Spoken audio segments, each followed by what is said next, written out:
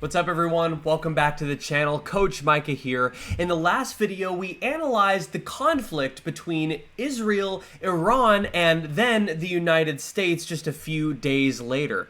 It seems that this is a picture-perfect application for what the resolution is actually trying to get us to debate, which is why I wanted to make a video specifically for that. But in this video, I really want to get started on showing you all how to write successful cases. And this is going to be a multiple part video series, especially because there's a lot of really important stuff that I want to cover. There's a lot of strategic elements. There are also many different strategies that you can use when it comes to persuading the judge, the person who is going to give you the win, because after all, you're not debating for your opponent, you are debating to win. And as a coach, I am here to help you win. So in this video, we're going to talk about the key elements, just do a deep dive on the elements that make up a successful LD case, or any values case for that matter. I've come up with a few really fun acronyms that will help get that point across, so let's just get straight into it. As I was outlining the different things I wanted to cover in this video and the videos to come, I settled on starting with just the fundamentals, the basics. For both, seniors to the novices, anyone in between, it's really important to understand exactly what goes into a successful case. You only have so much time and you only have so many points you can make. So what's the best way to organize everything? So I pondered the different organizational structure, the fundamentals for a case, and I came up with a really fun acronym called D.A.W.G.S, because I want y'all to be dogs when it comes to Lincoln Douglas or any debate or speech for that matter. And I wanted to take that fun energy of just that hype, that support, to really dive into those elements for every case. So this presentation right here is going to be about D.A.W.G.S, the necessary elements for every case. And the letters here stand for 4 different things, okay? So the first thing you have is the definitions. And what we mean by this is, what does the resolution mean, right? Next, we'll talk about the analysis point. So what do we need to acknowledge before the debate continues? And these are in order, by the way. So when you write a case, you really want to start with the definitions, then the analysis, and then of course you'll have your weighing mechanism. So how do we choose between both sides of the resolution? And of course, we need to support it all, and that's where the grounds and support come in. So how do I prove my points? How do I back up the claims that I am making? And as you can see, it spells out D.A.W.G.S. So let's get into the definitions part. So there are many terms in this resolution that are important to have an understanding of, right? We need to talk about in foreign policy. We need to talk about diplomacy. We need to talk about effectiveness. What is more effective than? And of course, we have military intervention. These are the 4 key terms or phrases that we need to define. Now, I have already created a document that goes very much into each of these 4 terms and phrases, and I want you to check it out. It's available on my Patreon page. You can look it up, Edge Speech and Debate. I'm currently going through some branding, trying to figure out what I want to really call my brand. So for now, you can just type in Edge Speech and Debate and it will be there. It's $5 for right now, 15 page document that goes into everything. The cost will increase as time goes on. So make sure that you take advantage of that resource soon. Like I said, I go into depth into each of these 4 things, but these are the definitions that you want to define: foreign policy, diplomacy, effectiveness, and military intervention. Now, there's one thing that you need to keep in mind, okay? So the affirmative has the starting point, right? They get to start the round, which means they may define these terms in a way that is specifically advantageous to them. So negatives make sure that you understand the entire definition an affirmative brings before you agree with it. Because if you agree with it and there's something that you missed that the affirmative wanted you to miss, then that could be disastrous for the logic and the points that you're trying to bring up. So just know the definitions can absolutely include just a word or a phrase that will separate the arguments, making one side more persuasive than the other. Once you have the definitions written and you know exactly what we're talking about in the debate, we can move on to the analysis. So when it comes to a debate case, there's actually multiple types of analysis. We're going to be talking about a resolutional analysis point. This is the most, this is one that you see more often, okay? You'll also see things like observation points. You'll see things like a background point. Those don't necessarily analyze the resolution. An observation point just tells the judge exactly what's going on before you start the rest of your speech. You see this in a lot of rebuttals. A background point is something that it does exactly what it says. It gives the background of some issue. But a resolutional analysis point provides extra information about the resolution to set the stage for the debate. Now, when it comes to a resolutional analysis point, there's something that you need to know. And it does not advocate for either side. Okay, so a resolutional analysis will not tell the judge that military intervention is bad or diplomacy is good. That's not how it works. A resolutional analysis point only is a matter-of-fact clarification for what the resolution is trying to say. So it can say this resolution is asking the affirmative to do X thing. The resolution means the negative has to do X thing. You're not saying that either side is good or bad. You're just saying what has to happen within the round or what cannot happen within the round. So if you have a resolutional analysis point and you are within that point advocating for one side over another, then you don't have a correct resolutional analysis point. You need it needs to be objective. It needs to be somewhat fair in its analysis, just a matter-of-fact clarification point. Now, there's two different strategies when it comes to resolutional analysis points. So the first is advantageous. Similar to a definition, an affirmative may define or highlight something about the resolution that makes it easier for them to defend their point going forward. For example, if we have a resolutional analysis of general burden or general scope, the argument here is that I, as the affirmative, don't have to affirm 100% of the resolution. So what I'm doing with this resolutional analysis point is lowering my burden. I'm lowering the bar that I have to meet to win. So negatives, you want to keep this in mind. The affirmative will try to make their job easier or your job harder through a resolutional analysis. They will frame the resolution to mean something that is advantageous to them. Another thing that someone might do within a resolutional analysis is try to preempt what the opponent is going to say. And this is specifically more towards affirmative case resolutional analysis points. So they'll want to minimize or maximize the effect of the resolution to spike or neutralize potential negative strategies. So for example, if we had a resolutional analysis point that talked about or really boiled the round down to peace versus war, we're actually going to be making the side that you are debating against seem a little bit more aggressive, right? So if we're talking about peace versus war, although that it's not necessarily advocating for either side, you're putting this image in the judge's mind that your opponent is a little more aggressive. The negative has to uphold an inherently aggressive strategy. Military intervention, war. So you want to make the negative seem less persuasive. So you start with the definitions. Next, you have analysis. The third part of D.A.W.G.S is the weighing mechanism. So in this case for LD, it's value and criterions. And we'll probably have a future video going into depth as to what different types of values there are and the use of criterions, whether or not they're essential. But the idea here is you're going to compare the sides of the resolution, you need a comparison, you need a weight. Look at Lady Justice here on the left. She is blind, she is holding up a scale. So what is that weighing mechanism? What is that scale? What is going to crown either side the winner? There are three things that a value needs to be. It needs to be measurable.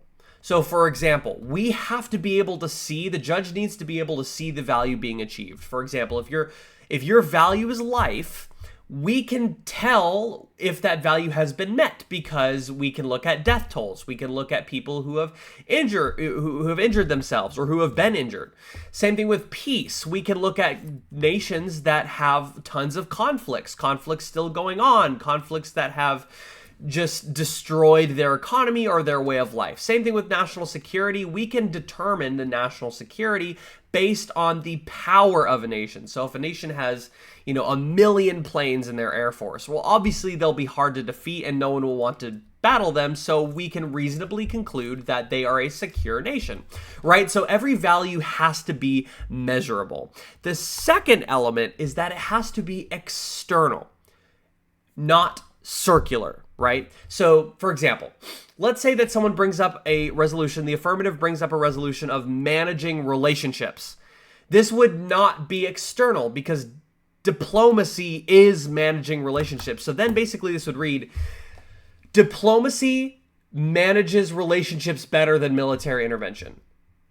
Well, of course it does. That's what diplomacy is. It's a managing of a relationship. So this is not an external value. It doesn't make sense. It's circular. It doesn't give the negative a reasonable way to uphold it. So now don't confuse this with you can't have a value that is advantageous to you. Of course, as the affirmative or negative, you want to choose the value that your side is going to uphold, but it has to be somewhat reasonable. If it is impossible for the negative to uphold, then it is probably a circular value and not external. So your values need to be measurable, they need to be external, and they need to be specific. And what I mean by specific is they need to have relevance. The way you measure either of these things needs to be a measure that is relevant to the topic. Let's say someone brought up the value of entertainment. That's measurable. We can tell when something is entertaining, like box office success, the cultural views on it. It's also external. Both sides equally have a chance to uphold entertainment, but at the same time, it's not really relevant. Like, this is war and diplomacy, military intervention and diplomacy. There's no entertainment value here unless someone turns it into a historical documentary 100 years later, right? So entertainment is not a specific value. It's not something that is relevant to this topic. So again, another fun acronym, your value needs to make a mess. It needs to be measurable, external, and specific in order to be a good weighing mechanism. So once you have the weighing mechanism, you have to create a case. You have to have the grounds to support your claims, and you have to have the actual support. You need to have evidence. You need to have, we'll look at the different types of evidence here, but you have to prove your claims and convince the judge. So for example, grounds. What exactly do I mean by grounds? It's the foundational basis or justification for an argument. So why did you make the argument? What exactly are you trying to say with the arguments that you're making? What are you basing your claims on? So this includes things like your thesis, the thesis of the case. What exactly are you trying to communicate? Second, what are the logical links you're making? So generally an LD case will follow a logical structure. And when we write a case together, we will see that at work. And then of course you have to believe your own claims. If you're just pulling stuff out of a hat and you're just making bogus claims that you don't actually believe yourself, that is going to harm your credibility. It's not going to give you the grounds that you need. When it comes to support, and again, I go into depth in that article that I have available on my Patreon for $5. There are different types of support. There are articles. These are things that you do. Remember, we talked about how to research like a coach, right? So we have articles, we have experts, we have studies. You can go to books or journals or things like that. The main key here is you need to be able to read beyond the abstract. So a lot of these are going to have a little summary at the beginning or the very end. Read beyond that. Don't just settle for the top headline or the first couple sentences. Really make yourself aware of exactly what's going on throughout the entire article. Lastly, here's a quick checklist when it comes to citing sources within a case, or when you're looking at sources to have available for your case. The first thing is it needs to be relevant. It needs to be current. If you're making a claim and you're trying to prove that claim, you want to have a source that is somewhat close to the time that you made the claim. Generally, the threshold is 6 months, maybe a little bit more, but you want it to be reasonable. If I made a claim based off of evidence that was relevant 20 years ago, well, the geopolitical structures of the world, have changed since 20 years ago. So it needs 6 months is a good threshold. It also needs to be a well-known source. You're going to have a lot better credibility. Even if it's a biased source, you're going to have more credibility if it's something that is well-known or the judge knows about or has heard about. It also needs to be a relevant source. So for example, I am not going to quote IMDb for something that has to do with diplomacy. Although that's a source and it's well known, and there are, different articles and critics for movies that pop up every week, every day, that has nothing to do with the topic of this resolution. So the source needs to be relevant to the topic. The authors need to have some sort of credentials. Who exactly wrote the article? Yes, I can quote the New York Times, but if it was an opinion piece written by some failed actor from Hollywood, the information is probably not going to be as credible, right? So what are the credentials of the author? And of course, you need to cite all this within a case. The rules state exactly what you need to do. We'll go into that later. But you basically need to have the date it was accessed, the link, the author's name, the name of the website, and you need to be able to post that right below the paragraph that you are citing. We'll have a video on the citations when we talk about the actual writing of a case, but those are things that you want to keep in mind as you are creating and gathering the support, the grounds and support for your case. So that's it. That's D.A.W.G.S, the definition, analysis, weighing mechanism, and the grounds and support that make up a successful LD case. This is not just for affirmatives. These elements are going to look the same in a negative case. Just the significance of each are going to be changing depending on what speech it is. And when you're responding to arguments in an actual round, this is the structure that you'll start with. You'll start at the top with whatever definitions, making sure those are all good. You'll go down to analysis, the weighing mechanism, and the grounds of support. And we'll talk about this in future videos when we move on to refutation and responses and organization.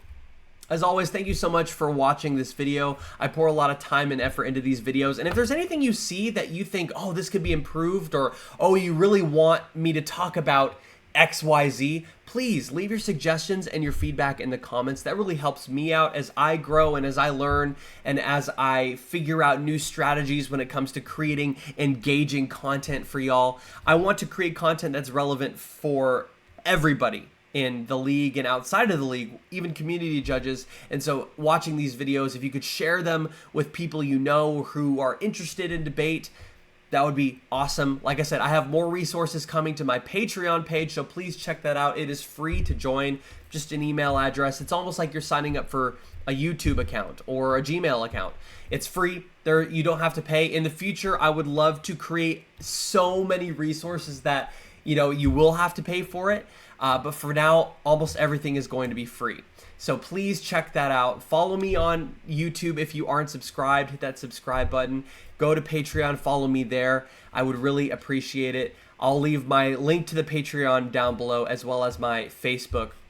You can also follow my page there. I'm really trying to gear up for the summer. I'm trying to figure out different things that I can cover outside of meeting with y'all. And that's another thing too. I am open for in-person or online sessions if that's something that you want to pursue. We can take some of the big ideas that I've talked about in these videos and I can apply them to your skill set and your goals for the season. If that is something that interests you, please reach out to me at coachmicahdiaz@gmail.com. I really appreciate your feedback and your viewership, and I will see you in the next video.